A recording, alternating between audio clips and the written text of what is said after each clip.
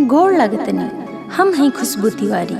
हमार गाना सुने खातिर खुशबू तिवारी ऑफिशियल चैनल के सब्सक्राइब करें और घंटी के निशान पर ऑल पर क्लिक करें। धन्यवाद। अरे सखी का सखी है सार हमत। अच्छा ये तोरे भैया के सार हवन। ऐसा लगता जैसे बड़का हुरार हवन।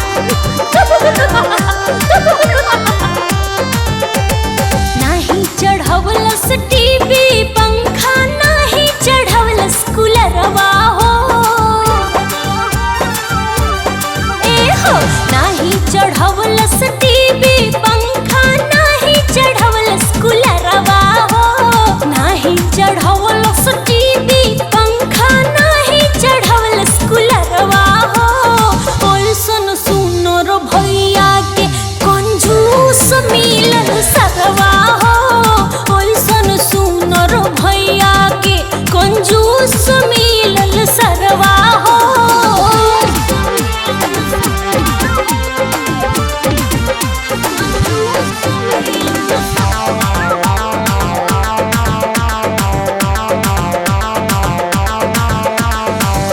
कोई के करार सरऊ काहे नाही लइला।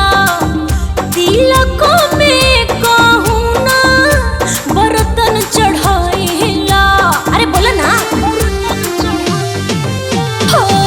कोई के करार सरऊ काहे नाही लइला।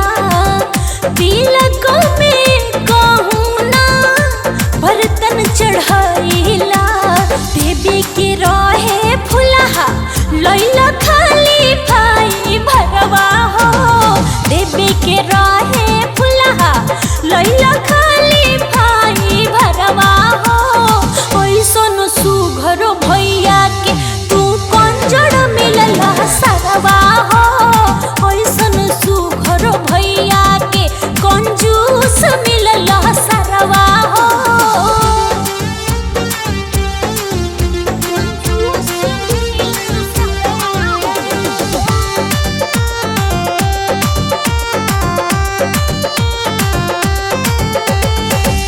तिलकों में दाए रहे अंगूठी सिकड़िया।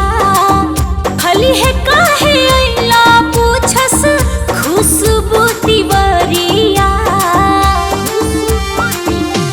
अरे बोला बोला। तिलकों में दाए रहे अंगूठी सिकड़िया। खली है काहे अइला पूछस खुशबू